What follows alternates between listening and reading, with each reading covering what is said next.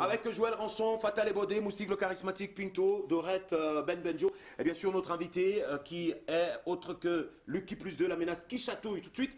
On va aller chercher ce que Ben nous a gardé de son voyage comme Big Info, la Big Info de Ben. C'est ça.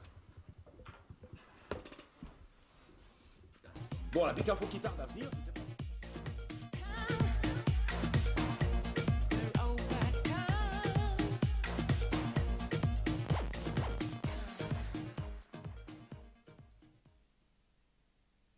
Yes. Avant que tu ne dises quoi que ce soit, Petit Malo, l'homme du Kwata Owe, c'est dangereux. Oui. Il quitte pour aller tourner son clip. Il cherche dans les ghettos que tu peux imaginer. Il va donc trouver un terre. Oui. Moustique, c'est ce qu'on appelle le terre. Je sais. Il trouve alors le terre, il veut chercher les figurants pour venir jouer dans son clip. Tu vois, non? Le temps que le caméraman fasse les repérages là, qu'on dit que bon, les gars, vous allez vous placer comme ça, après vous allez go check devant la vieille maison, si après vous allez faire comme ça.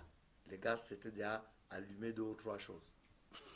Quand on a lancé la musique, tu comprends un peu, mon frère.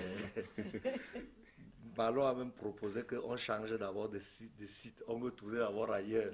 Parce que les gars montaient même sur les motos et les voitures des gens. Quand on dit que ben, si on vient casser la voiture de quelqu'un, je te fais un clin d'œil, Petit Malo.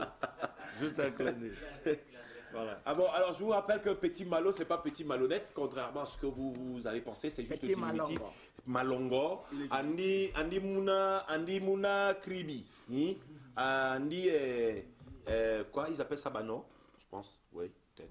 Oui, quand tu parles toutes les langues, tu es un bordel. Bon, allez. Petit Malo, merci beaucoup. Tiens, direct. Alors, tu disais que de la Big Info, justement, tu sors même du village de chez Petit Malo. Donc, c'est quoi ta Big Info aujourd'hui? Bon, je disais que ce que vous avez dit là, dans mes recherches, je suis allé plus loin. J'ai pensé que nous devons parler un peu de la succession. De la quoi? La succession. Ton fils te menace. Ça n'a rien à voir. Ok.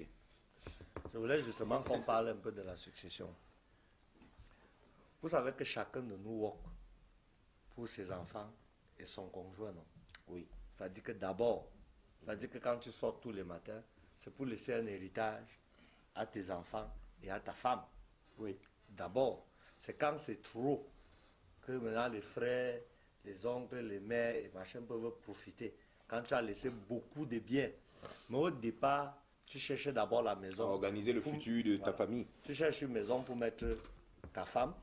Et avec ta femme, vous aurez des mounas. Tu te dis que si ça chame à n'importe quel moment, au moins ils sont restés sous un toit. Il n'y aura pas un bailleur qui va venir dire que sortez, vous ne m'avez pas bail. Au fur et à mesure que tu gagnes les biens, tu élargis l'héritage. Ainsi de suite, ainsi de suite. J'ai envie de comprendre comment on réussit ça. Un type est bien avec sa femme et ses enfants. Les visiteurs sont ses frères. Ils appellent la femme de leur frère notre chérie. Tout est en harmonie parfaite. Dès que le monsieur là daille, ou c'est souvent quoi qui entre souvent dans le cœur des gens, je ne comprends pas l'autre là. Première chose, la femme n'a droit à rien. On commence à venir dire que la tradition a dit que... Tu dois d'abord commencer par être une autre femme. D'abord, pour commencer, tu n'entres même plus dans la chambre conjugale. C'est les oncles, donc les frères du défunt, qui doivent entrer, faire le choix des costumes et des objets de valeur. Alors que tu as laissé des enfants vivants, qui sont en âge de réfléchir. Les oncles et leur sorcellerie viennent brandir le spectre de la sorcellerie aux enfants. Vous voulez désobéir, la tradition dit, donc c'est vous qui profanez les traditions, c'est que. La plupart des enfants prennent peur. On va même souvent jusqu'à vendre la maison, l'unique maison, qui devrait servir de refuge à ses enfants. Oui, mais ça, c'est aussi parfois quand le monsieur qui a sa maison et sa femme et son enfant n'a peut-être pas laissé un testament chez le notaire. La vérité, c'est que 80% des personnes décédées ne laissent pas de testament parce que personne ne donne rencard à la mort. On a toujours cette faiblesse. Ça s'écrit avant. Oui. Calmos. En Europe, Calmos. on le fait, mais en Afrique, oui, vous êtes trop gentil. Mais je suis en train de dire que là où moi je suis là, j'ai déjà suffisamment de biens. Mais je n'ai encore jamais écrit un testament. C'est à tort. C'est tu fier? Non, ce n'est pas ça. C'est qu'on pense toujours que on est encore vivant, on ne va pas mourir maintenant. Moi, je sais que je veux faire un testament. Je pense à faire un testament. Je suis allé voir Maître Xavier Meignet. Pour mon testament, on a commencé la mouture. Mais je ne viens pas le boucler tous les jours parce que je me sens jeune. Je crois que je suis encore immortel, que bon, ce sera plus tard. Alors que je peux faire un AVC, le Bensikin peut me cogner à la traversée de la route. Et du coup, tu sais donc ce qui va se passer. Tes frères viendront... Ça, c'est clair. On le sait tous. Voilà. Mais ça ne nous empêche pas d'être un peu laxiste. C'est une forme de laxisme qui crée un préjudice énorme à nos ayants droit. C'est ça que je voulais dire, que nous ne devons pas être une société bestiale. Nous devons apprendre à respecter la volonté du défunt qui est basique. Même s'il n'a rien écrit, nous savons que chacun de nous travaille pour sa femme et ses enfants. C'est clair que est-ce qu'on a besoin d'un baccalauréat pour le comprendre? On sait qu'un homme sort le matin, c'est pour travailler pour sa femme et ses enfants. Donc si le mari n'est plus là à 10 heures, la première chose c'est sécuriser ses biens pour sa femme et ses enfants. Pas pour être, nous les frères, aller nous accaparer des biens de ses enfants. Parce que nous aussi, nous les frères qui restons, allons discuter les biens de la famille, c'est-à-dire que de notre frère au détriment de ses propres enfants. Nous avons nos propres enfants qui attendent un héritage de nous. Ce n'est pas que tu vas prendre la cacahuète de ton frère décédé pour faire de ton fils l'héritier, alors que le décédé a un héritier. Même si tu n'as pas peur des hommes, tu as même peur de Dieu au moins, non? Tandis que même de Dieu, tu trembles un peu. Moi, je vois là que ce qu'elle est cette affaire où la veuve est d'abord la première à être chassée. On met souvent la veuve à la porte à une vitesse terrible. Oui, on l'a. Vous savez que la veuve est généralement la personne qui n'est pas de la famille, non?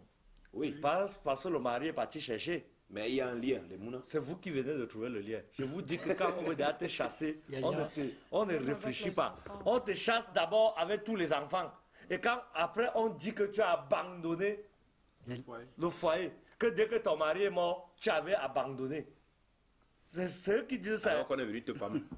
On vient te menacer en sourdine, on te met très mal. Tu ne fais que rester, tu avales le sang.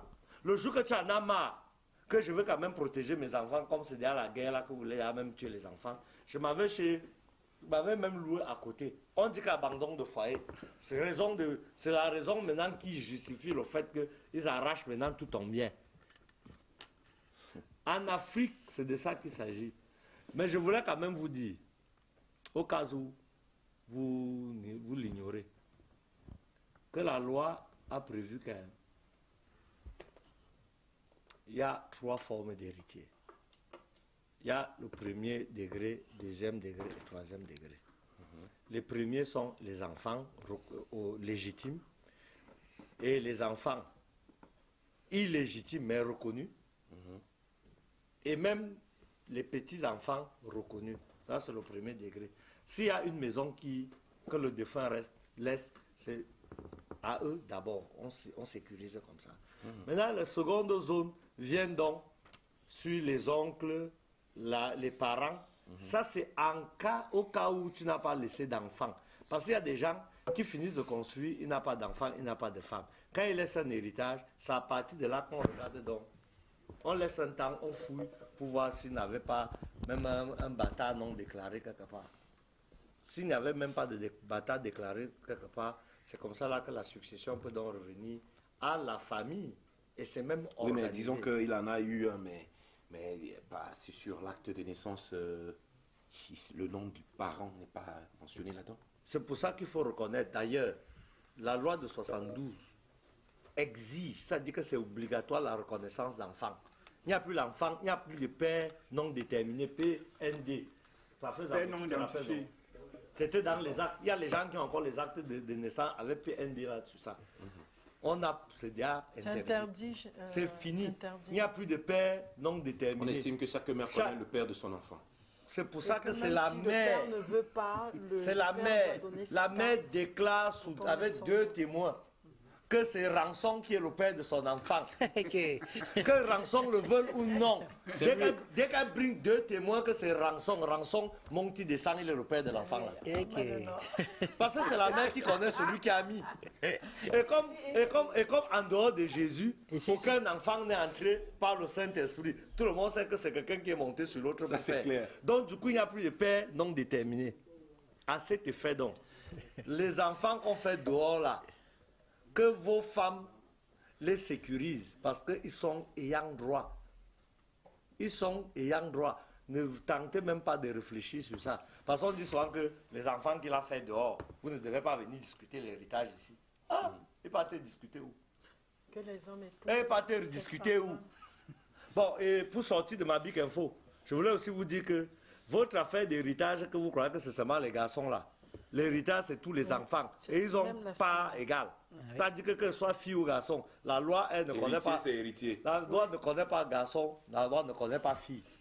On divise, tac, tac, tac, chacun a sa part. Ça, c'est ce que la loi dit. Mais nous, en tradition Bamileke, vous savez que les Bamileke, moi, je les aime beaucoup. Les Bamileke sont d'abord les conservateurs. Chez eux, le mot héritage n'existe pas. Pour eux, c'est la continuation.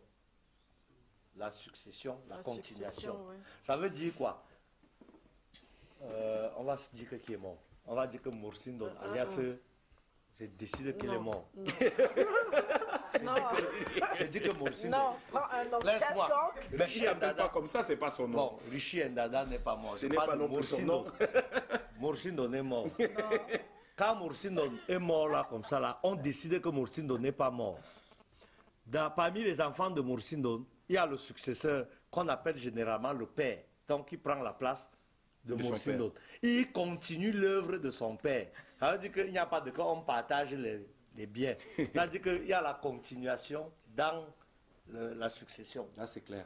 Chez les Bamileke, ça ne réfléchit pas. C'est chez nous les Nkwa que l'affaire là est comme c'est là, mon frère. Chez nous les Nkwa. Les Nkwa, wow, et la richesse, la nourriture, ils vendent tout, ils spolient, ils chassent la veuve, ils prennent tous les enfants, ils prennent tous les biens. Oh non, les enfants sont encore petits. La Mercedes, là, c'est moi qui la prends. Ça veut dire que tu es encore frère, on n'a pas encore mis en terre. On a à réfléchir sur le départagement des biens. Okay. Vraiment, ayez peur de Dieu si vous n'avez pas peur des hommes. Je vous propose de rester très vigilant et de restituer aux héritiers, aux ayants droit, légalement leurs choses, parce qu'il vous sera fait la même chose. Si vous avez bien géré la succession de Jamel, on gérera très bien votre succession. Sinon, vous verrez ce qui va vous arriver. Quand bon, ça c'est la parole d'un chef. Tu ne dis plus rien. Ça c'est la parole d'un chef. De toutes les façons, j'aurais bien voulu... Oui, très rapidement. Oui. Oui. Non, je voulais lui dire qu'il devrait aller chez le notaire. Ah oui, oui. Et puis demain, encourager tes frères à faire la même chose. Aller chez le notaire. Oui. Tu es mortel, mon ami. On est d'accord, mais sauf que les notaires en Afrique, au Cameroun, coûtent cher. Ah. C'est un doc, hein. Quelqu'un dit que non, mieux il baille encore les papas avec. On n'a pas encore atteint votre level. C'est vrai ce que tu dis, mais on n'a pas encore atteint votre level. J'ai oublié quelque chose qui est pertinent. La fois dernière, mon commandant, je l'ai appelé au téléphone parce qu'il faut que je dise aussi en direct. Parce que le mensonge, il peut mourir, on ne dit pas. L'autre jour, là, il m'a envoyé un peu d'argent. Je suis allé à la banque, mon commandant. Oui, ça va. Il m'a envoyé un peu d'argent. Pose sur la table. Je suis allé à la banque pour prendre. J'étais derrière un monsieur. Non, tu veux parler, prends le micro, pas te placer là-bas, tu parles. Donc, tu dis que tu étais à la banque parce que il m'a envoyé 5 000 francs, il n'y a même pas là. Il y en a un monsieur qui avait l'argent dans son sac. On a dit que. Non, il faut le laisser. On a dit au monsieur là que l'argent que vous avez gardé là, si ça arrive que vous mourrez, qui va bénéficier, le monsieur est sorti à son argent de la banque. Il est venu pour ouvrir compte, non, avec beaucoup d'argent dans son sac. Quand la dame a dit que, en cas de décès que vous n'êtes plus là, qui va bénéficier, il est sorti, il n'a plus parlé, il est parti avec l'argent. Il n'a plus ouvert le compte. Il n'a plus ouvert le compte. Il a dit qu'en cas de décès. Bon, allez, on va aller regarder.